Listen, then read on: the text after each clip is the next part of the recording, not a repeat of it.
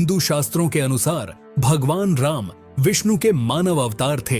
इस अवतार का उद्देश्य मृत्युलोक में मानव जाति को आदर्श जीवन के लिए मार्गदर्शन देना था। अंततः श्री राम ने राक्षसों का वध किया और धर्म की पुनर्स्थापना की। सरयू नदी के किनारे कौशल नामक एक राज्य था, जिसकी राजधानी का नाम था अयोध्या, और अयोध्या के राजा थे दशरथ। इक्ष्वाकु वंश के सबसे तेजस्वी राजा दशरथ जी की 3 पत्नियां थीं, जिनके नाम थे रानी कौशल्या, रानी कैकई और रानी सुमित्रा। लेकिन बहुत समय से उनकी कोई भी संतान नहीं थी, जिसके कारण उन्हें उत्तराधिकारी की कमी हमेशा सताती थी। इसके विषय में उन्होंने ऋषि वशिष्ठ से बात की और पुत्र कामाष्टि यज्ञ करवाया। यज्ञ के कारण उनके पत्नियों को 4 पुत्र रत्न प्राप्त हुए। उनकी पहली पत्नी माता कौशल्या से प्रभु श्री राम का जन्म हुआ, माता कैकई से भरत जी का जन्म हुआ और माता सुमित्रा से लक्ष्मण और शत्रुघ्न जी का जन्म हुआ। सभी राजकुमार शास्त्रों में और युद्ध कला में निपुण थे।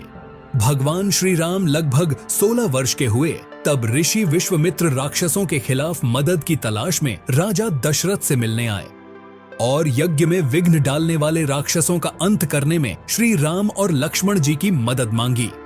भगवान श्री राम और भाई लक्ष्मण जी पिता के आदेशानुसार ऋषि विश्वामित्र की मदद करने निकल पड़े और राक्षसी ताड़िका के साथ साथ कई राक्षसों का अंत करने में सफल रहे, जिसके फलस्वरूप ऋषि विश्वामित्र जी ने उन्हें कई दिव्य अस्त्र प्रदान किए। एक दूसरे प्रदेश मिथिला के राजा जनक भी निसंतान थे। ऋषि के कहने पर राजा जनक ने अपने राज्यों के खेत में हल चलाना शुरू किया। हल चलाते समय उन्हें एक धातु से टकराने की आवाज आई। राजा जनक ने देखा तो उन्हें शीत के कलश में एक कन्या जमीन में घड़ी हुई मिली। उस कन्या को जैसे ही राजा जनक ने मिट्टी से निकाला, राज्यों में बारिश होने लगी और उस कन्या को राजा जनक अपने महल ले गए। हल के निचले हिस्से को शीत कहा जाता है, इसलिए उस कन्या का नाम सीता रखा गया। धीरे धीरे मां सीता बड़ी हुई और उनके विवाह का समय आया।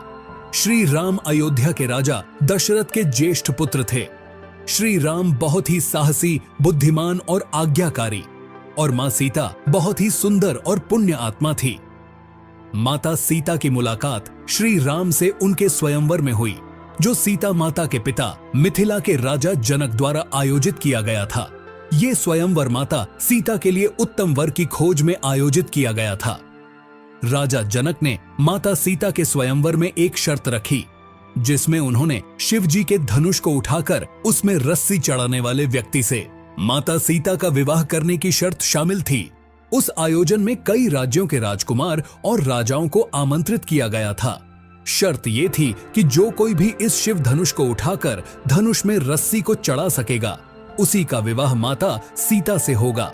सभी राजाओं ने कोशिश तो किया, परंतु वे धनुष को हिला भी न सके। जब भगवान श्री राम की बारी आई तो श्री राम ने एक ही हाथ से धनुष उठा लिया और जैसे ही उसके तार को खींचने की कोशिश की, वो धनुष 2 टुकड़ों में टूट गया। इस प्रकार श्री राम और मां सीता का विवाह हुआ। इस प्रकार श्री राम का विवाह मां सीता से, लक्ष्मण जी का विवाह माता सीता की छोटी बहन उर्मिला से और भरत जी और शत्रुघ्न जी का विवाह राजा जनक के छोटे भाई की 2 पुत्रियों मांडवी और श्रुतकीर्ति से हो गया। जब प्रभु श्री राम भगवान शिव का धनुष तोड़ देते हैं तो इसकी सूचना परशुराम जी को मिलती है और वे क्रोधित होते हुए जनक की सभा में आ जाते हैं। वहां जब वे राम को भला बुरा कहने लगते हैं, तब लक्ष्मण जी से रहा नहीं जाता और फिर वे परशुराम का मजाक उड़ाते हुए उन्हें कटु वचनों में शिक्षा देने लगते हैं। बाद में श्री रामचंद्र जी और परशुराम जी में बहुत बहस होती है और अंत में श्री राम जी उनके क्रोध को शांत करते हैं और उन्हें अपना परिचय देते हैं और परशुराम जी वहां से चले जाते हैं। भगवान परशुराम को विष्णु जी का अवतार माना जाता है। जब श्री राम की एक तरफ राज तिलक करने की तैयारी हो रही थी, तभी उनकी सौतेली मां कैकई अपने पुत्र भरत को अयोध्या का राजा बनाने का षड्यंत्र रच रही थी। ये षड्यंत्र बूढ़ी मंथरा के द्वारा किया गया था। दरअसल रानी कैकई ने एक बार राजा दशरथ के जीवन की रक्षा की थी। तब राजा दशरथ ने उन्हें कुछ भी 2 वर मांगने के लिए कहा था, पर रानी कैकई ने कहा था,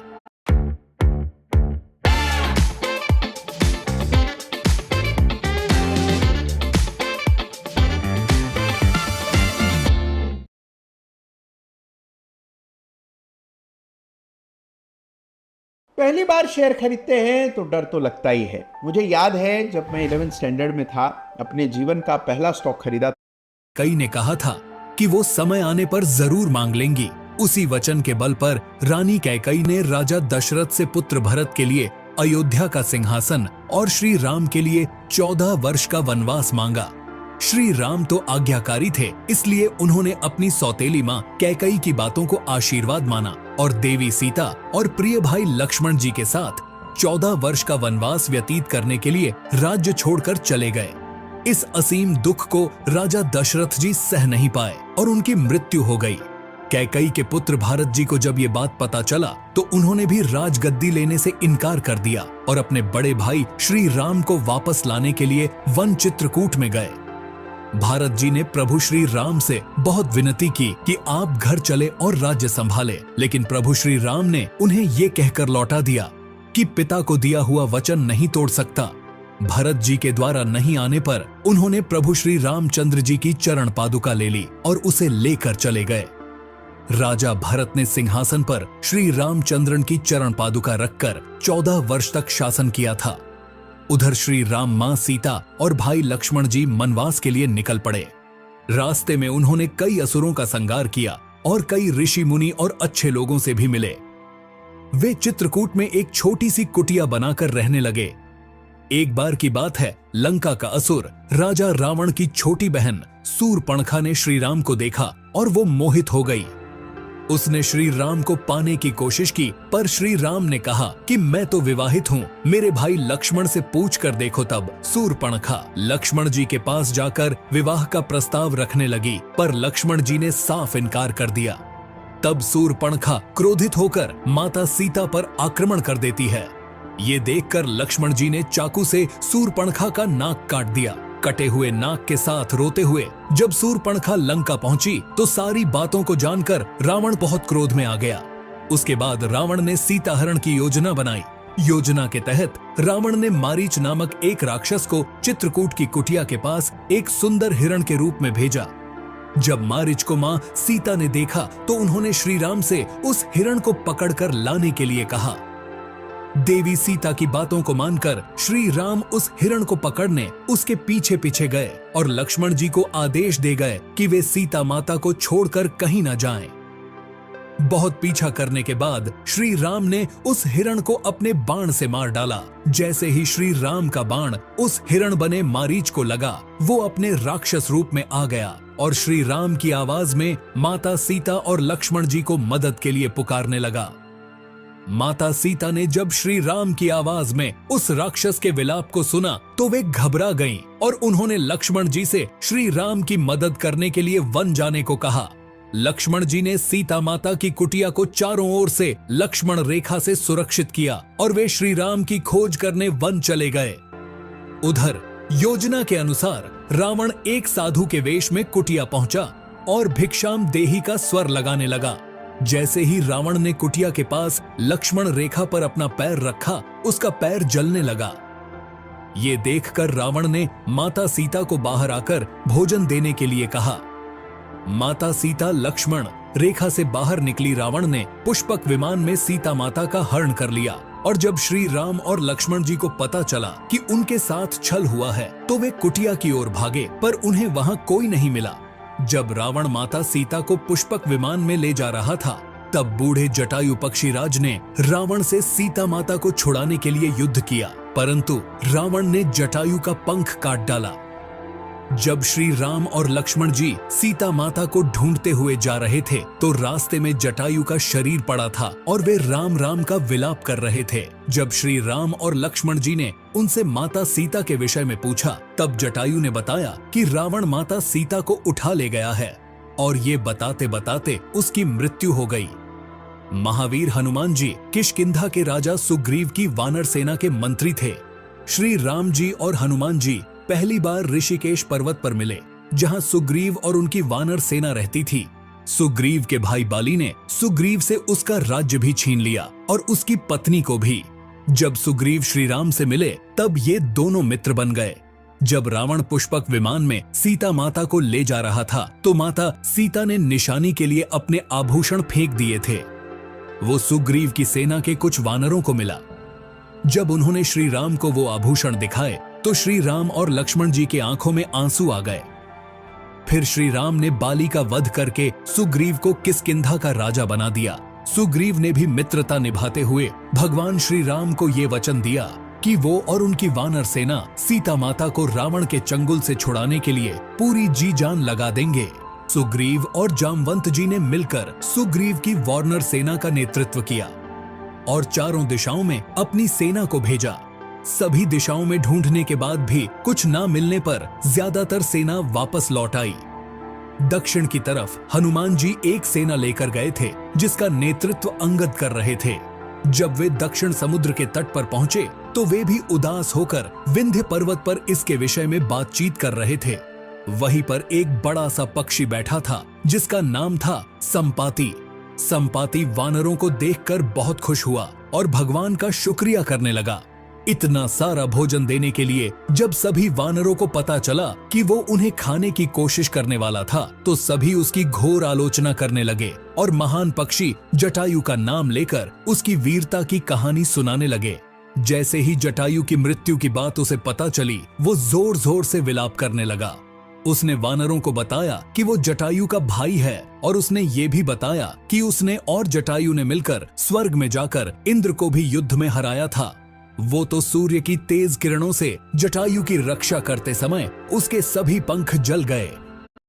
6 महीने से YouTube शॉर्ट्स डालकर भी फेमस नहीं हुए और सब्सक्राइबर्स भी नहीं बढ़े, तो आप कुछ ना कुछ गलत कर रहे हो। मिलियंस में व्यूज चाहिए और फेमस होना है तो क्राफ्टो ऐप यूज करो। इसमें रेडीमेड ट्रेंडिंग शॉर्ट्स मिलते हैं, वो भी आपके नाम और फोटो के साथ। रोज आप इन ट्रेंडिंग शॉर्ट्स को अपनी फोटो के साथ शेयर करो YouTube पर और फिर देखना 2 हफ्तों में आपको फर्क दिखने लगेगा जब मिलियंस में व्यूज आने लगेंगे। क्राफ्टो ऐप डाउनलोड करें।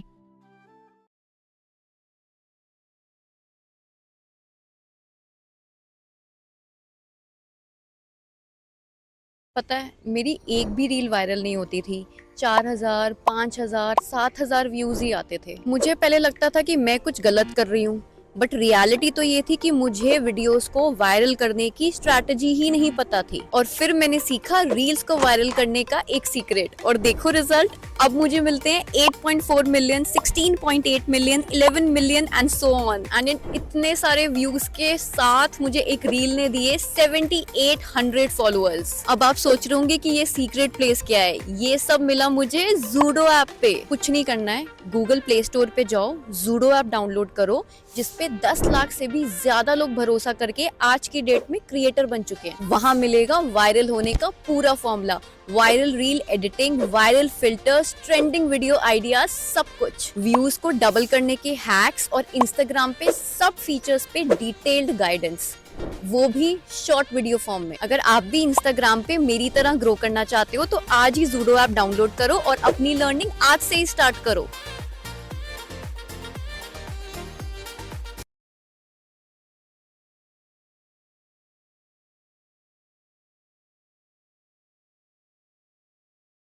पंख जल गए और वो इस पर्वत पर गिर गया। उसने वानरों को बताया कि वो बहुत ज्यादा जगह पर जा चुका है।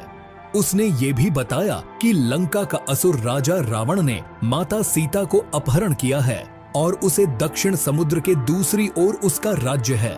इसके बाद जामवंत जी ने हनुमान जी की सभी शक्तियों को याद दिलाया, जिसे सुनकर हनुमान जी का मन हर्षित हो गया और वे समुद्र तट किनारे स्थित सभी लोगों से बोले कि आप सभी यही मेरा इंतजार करें, तब तक जब तक मैं सीता माता को देखकर वापस ना लौट आऊं। यह कहकर वे समुद्र के ऊपर से उड़ते हुए आगे चले गए। रास्ते में जाते समय सबसे पहले मानिक पर्वत आया। पर्वत ने हनुमान जी से कुछ देर आराम कर लेने के लिए कहा, पर हनुमान जी ने उत्तर दिया कि जब तक मैं श्री राम जी का कार्य पूरा न कर लूं, तब तक मेरे जीवन में विश्राम की कोई जगह नहीं है। और वे उड़ते हुए आगे चले गए। देवताओं ने हनुमान जी की परीक्षा लेने के लिए सांपों की माता सुरसा को भेजा। सुरसा ने हनुमान जी को खाने की कोशिश की, पर हनुमान जी को वो खा न सकी। उल्टा हनुमान जी उसके मुख में जाकर निकल गए और आगे चले गए। समुद्र में एक छाया को पकड़कर खा लेने वाली राक्षसी सिंहिका रहती थी। उसने हनुमान जी को पकड़ लिया, पर हनुमान जी ने उसे भी मार गिराया। समुद्र तट पर पहुंचने के बाद हनुमान जी एक पर्वत के ऊपर चढ़ गए और वहां से उन्होंने लंका की ओर देखा। लंका का राज्य उन्हें दिखाई दिया, जिसके सामने एक बड़ा सा द्वार था और पूरा लंका सोने का बना हुआ था। हनुमान जी ने एक छोटा सा रूप धारण किया और वे द्वार से अंदर जाने लगे। उसी द्वार पर लंकिनी नामक एक राक्षसी रहती थी। उसने हनुमान जी का रास्ता रोका तो हनुमान जी ने एक जोर का गुस्सा दिया तो वो नीचे जाकर गिरी। उसने डर के मारे हनुमान जी को लंका के अंदर जाने दिया। हनुमान जी ने माता सीता को महल में हर जगह ढूंढा, पर माता सीता उन्हें कहीं नहीं मिली। थोड़ी देर ढूंढने के बाद उन्हें एक ऐसा महल दिखाई दिया जिसके सामने एक तुलसी का पौधा था। ये देखकर हनुमान जी अचंभे में पड़ गए और उन्हें ये जानने की इच्छा हुई कि आखिर ऐसा कौन है जो इन असुरों के बीच में भी भक्त है। ये जानने के लिए हनुमान जी ने एक ब्राह्मण का रूप धारण किया और उन्हें पुकारा। विभीषण अपने महल से बाहर निकले और जब उन्होंने हनुमान जी को देखा तो वे बोले, आपको देखकर मेरे मन में अत्यंत सुख मिल रहा है। क्या आप स्वयं श्री राम हैं? हनुमान जी ने पूछा, आप कौन हैं? तो विभीषण ने उत्तर दिया, मैं रावण का भाई विभीषण हूं। ये सुनकर हनुमान जी अपने असली रूप में आ गए और श्री रामचंद्र जी के विषय में सभी बातें बताईं। विभीषण ने निवेदन किया कि मुझे एक बार श्री राम से मिलवा दो। हनुमान जी ने कहा कि मैं श्री राम जी से जरूर मिलवा दूंगा, परंतु पहले मुझे ये बताएं कि मैं जानकी माता से कैसे मिल सकता हूं। तब विभीषण ने हनुमान जी को बताया कि रावण ने सीता माता को अशोक वाटिका में रखा है। ये जानने के बाद हनुमान जी ने एक छोटा सा रूप धारण किया और वे अशोक वाटिका पहुंचे। वहां पहुंचने के बाद उन्होंने देखा कि रावण अपनी दासियों के साथ उसी समय अशोक वाटिका में पहुंचा और सीता माता को अपनी ओर देखने के लिए शाम दाम दंड भेद का उपयोग करने लगा, पर तब भी माता सीता ने एक बार भी उसकी ओर नहीं देखा। रावण ने सभी राक्षसियों को सीता माता को डराने के लिए कहा। It's here, Tata Click Fashion's 10/10 sale.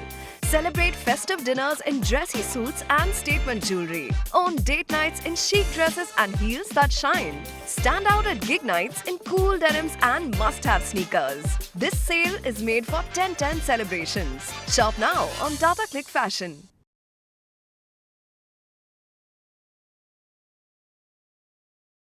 6 महीने में तुम्हारे 1000 सब्सक्राइबर भी पार नहीं हुए तो इस वीडियो को एंड तक देखना। सबसे पहले ये वीडियो देखो जिसपे 3.4 मिलियन व्यूज आए।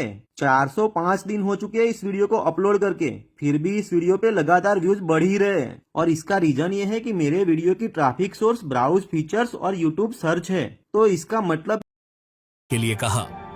पर त्रिजटा नामक एक राक्षसी ने माता सीता की बहुत मदद और देखभाल की थी और अन्य राक्षसियों को भी डराया, जिसे अन्य सभी राक्षसी भी माता सीता की देखभाल करने लगी। कुछ देर बाद हनुमान जी ने माता सीता के सामने श्री राम की अंगूठी डाल दी। श्री राम नाम से अंकित अंगूठी को देखकर सीता माता की आंखों से खुशी के आंसू निकल पड़े, परंतु सीता माता को संदेह हुआ कि कहीं ये रावण की कोई चाल तो नहीं। अब माता सीता ने पुकारा कि कौन है जो ये अंगूठी लेकर आया है। उसके बाद हनुमान जी प्रकट हुए, पर हनुमान जी को देखकर भी सीता माता को विश्वास नहीं हुआ। इसके बाद हनुमान जी ने मधुर वचनों के साथ प्रभु रामचंद्रन जी के गुणों का वर्णन किया और बताया कि वे श्री राम जी के दूत हैं। माता सीता ने व्याकुलता से श्री राम जी का हाल चाल पूछा। हनुमान जी ने कहा, हे माते, श्री राम जी बिल्कुल ठीक है और वे आपको बहुत याद करते हैं। वे बहुत जल्द ही आपको लेने आएंगे और मैं शीघ्र ही आपका संदेश श्री राम जी के पास पहुंचा दूंगा। तब हनुमान जी ने सीता माता से श्री राम जी को दिखाने के लिए कुछ चीज मांगा, तो माता सीता ने हनुमान जी को अपने कंगन उतार कर दे दिए। अब इस सब के बाद हनुमान जी को बहुत भूख लगी थी, तो हनुमान जी अशोक वाटिका में लगे पेड़ों के फलों को खाने लगे। फलों को खाने के साथ साथ हनुमान जी उन पेड़ों को तोड़ने भी लगे। तभी रावण के सैनिकों ने हनुमान जी पर प्रहार किया और हनुमान जी ने सभी को मार गिराया। जब रावण को इस बात का पता चला कि कोई बंदर अशोक वाटिका में उत्पात मचा रहा है, तो रावण ने अपने पुत्र अक्षय कुमार को भेजा हनुमान जी ने उसे क्षण भर में मार डाला। कुछ देर बाद जब रावण को अपने पुत्र की मृत्यु का पता चला तो वो बहुत ज्यादा क्रोधित हुआ। उसके बाद रावण ने अपने ज्येष्ठ पुत्र मेघनाद को भेजा। हनुमान जी के साथ मेघनाद का बहुत ज्यादा युद्ध होता है और कुछ न कर पाने के बाद मेघनाद ने ब्रह्मास्त्र का सहारा लिया। ब्रह्मास्त्र का सम्मान करते हुए हनुमान जी स्वयं बंधक बन गए। हनुमान जी को रावण की सभा में लाया गया। रावण हनुमान जी को देखकर हंसा और फिर क्रोधित होकर उनसे प्रश्न किया, तूने किस कारण अशोक वाटिका को तहस नहस कर दिया? तूने किस कारण मेरे सैनिकों और पुत्र का वध कर दिया? क्या तुझे अपने प्राण जाने का डर नहीं है? यह सुनकर हनुमान जी ने उत्तर दिया, जिसने महान शिव धनुष को पल भर में तोड़ डाला, जिसने खरदूषण और बाली को मार गिराया, जिसकी प्रिय पत्नी का तूने अपहरण किया है, मैं उन्हीं का दूत हनुमान हूं। मुझे भूख लग रही थी, इसलिए मैंने फल खाए और तुम्हारे सैनिकों ने मुझे खाने नहीं दिया। अभी भी समय है, सीता माता को श्री राम को सौंप दो और उनसे क्षमा मांग लो। रावण हनुमान जी की बातों को सुनकर हंसने लगा और बोला, रे दुष्ट, तेरी मृत्यु तेरे सिर पर है। ऐसा कहकर रावण ने अपने मंत्रियों को हनुमान जी को मार डालने का आदेश दिया। ये सुनकर सभी मंत्री हनुमान जी को मारने दौड़े। तभी विभीषण वहां आ पहुंचे और बोले, रुको, दूत को मारना सही नहीं होगा। ये नीति के विरुद्ध है, इसे कोई और दंड देना चाहिए। सभी ने कहा कि बंदर की पूंछ उसे सबसे प्यारी होता है, क्यों ना तेल में कपड़ा डुबाकर इसके पूंछ में बांधकर आग लगा दिया जाए। हनुमान जी की पूंछ में तेल वाला कपड़ा बांधकर आग लगा दिया गया। जैसे ही पूंछ में आग लगी, हनुमान जी बंधन मुक्त होकर एक छत से दूसरे छत में कूदते गए और पूरी सोने की लंका में आग लगाकर समुद्र की ओर चले गए और वहां अपनी पूंछ में लगी आग को बुझा लिए। वहां से सीधा हनुमान जी श्री राम के पास लौटे और वहां उन्होंने श्री राम को सीता माता के विषय में बताया और उनके कंगन भी दिखाए। सीता माता की निशानी को देखकर श्री राम भावुक हो गए। अब श्री राम और वानर सेना के चिंता का विषय था कि कैसे पूरी सेना समुद्र की दूसरी ओर जा सकेंगी। श्री राम जी ने समुद्र देव से निवेदन किया कि वे रास्ता दे ताकि उनकी सेना समुद्र पार कर सके, परंतु बार बार कहने पर भी समुद्र देव ने उनकी बात नहीं माने। तो भगवान श्री राम ने लक्ष्मण जी से धनुष मांगा और अग्नि बाण को समुद्र पर साधा, जिसे कि पानी सूख जाएगा और वे आगे बढ़ सकेंगे। जैसे ही श्री राम ने ऐसा किया, समुद्र देव डरते हुए प्रकट हुए और श्री राम से माफी मांगी और कहा, हे नाथ, ऐसा न करे। आपके इस बाण से मेरे में रहने वाले सभी जीव और जीवित प्राणियों का अंत हो जाएगा। श्री राम जी ने कहा, हे समुद्र देव, हमें ये बताए कि मेरी ये विशाल सेना इस समुद्र को कैसे पार कर सकेंगे। समुद्र देव ने कहा, हे रघुनंदन राम, आपकी सेना में 2 वानर हैं, नल और नील। उनके स्पर्श करके किसी भी बड़े से बड़े पत्थर को पानी में तैराया जा सकता है। ये कहकर समुद्र देव चले गए। उनके सलाह के अनुसार नल और नील ने पत्थरों पर श्री राम का नाम लिखा और समुद्र में फेंक कर देखा तो वो पत्थर तैरने लगा। उसके बाद एक करके नल और नील ने पत्थरों को फेंकते रहे और समुद्र के अगले छोर तक पहुंच गए। श्री राम ने अपनी सेना के साथ समुद्र किनारे डेरा डाला। जब इस बात का पता रावण की पत्नी मंदोदरी को चला, वो घबरा गई।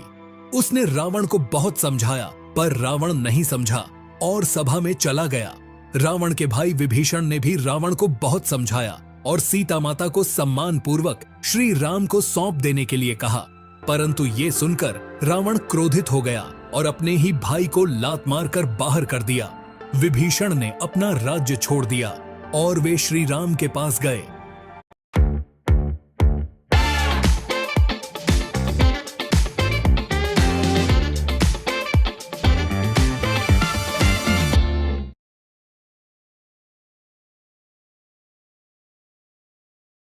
आजकल सब बोलते हैं SIP स्टार्ट कर, कब, कहाँ, कैसे और कितना, ये कोई नहीं बताता। पास गए। प्रभु श्री राम ने भी खुशी के साथ उन्हें स्वीकार किया और अपने डेरे में रहने के लिए जगह दी। आखिरी बार श्री राम ने शांति संदेश के रूप में बाली का पुत्र अंगद कुमार को भेजा था, पर वहां पर सभी उनका उपहास करने लगे। तब अंगद कुमार ने भरी सभा में रावण की पूरी सेना को चुनौती दिया कि अगर कोई भी उसका पैर उठा लेगा तो वो अपनी हार स्वीकार कर लेंगे और प्रभु श्री राम की सेना के साथ लंका से लौट जाएंगे। ऐसा कहकर अंगद कुमार ने अपना पैर जमा दिया। इसके बाद रावण के दरबार में एक एक करके सभी योद्धा आने लगे, लेकिन कोई भी अंगद कुमार का पैर उठा नहीं पाया। रावण के पुत्र मेघनाद ने भी कोशिश की और वो भी असफल रहा। अब रावण खुद अंगद कुमार का पैर उठाने आया और जैसे ही रावण अंगद कुमार का पैर पकड़ने नीचे झुका, उसका मुकुट नीचे गिर गया तो अंगद कुमार ने अपना पैर हटा लिया और कहा कि ये चुनौती सिर्फ उनके सेना के लिए थी। ऐसा कहकर अंगद कुमार वो मुकुट लेकर वहां से चले गए। इसके बाद श्री राम और रावण की सेना के बीच भीषण युद्ध हुआ। इस युद्ध में लक्ष्मण जी पर रावण के पुत्र मेघनाद ने शक्ति बाण से प्रहार किया था, जिसके कारण हनुमान जी संजीवनी बूटी लेने के लिए हिमालय पर्वत पर गए थे, परंतु वे उस पौधे को पहचान न सके, जिसके कारण वे पूरा हिमालय पर्वत उठा लाए थे। रावण के भाई कुंभकर्ण जैसे महारथी असुर को भी भगवान श्री राम ने अपने बाण से मार गिराया। इस युद्ध में रावण की विशाल सेना को श्री राम की सेना ने परास्त कर दिया और अंत में श्री राम ने रावण की नाभि में बाण मारकर उसे मृत्यु लोक पहुंचा दिया और सीता माता को छुड़ा लेते हैं।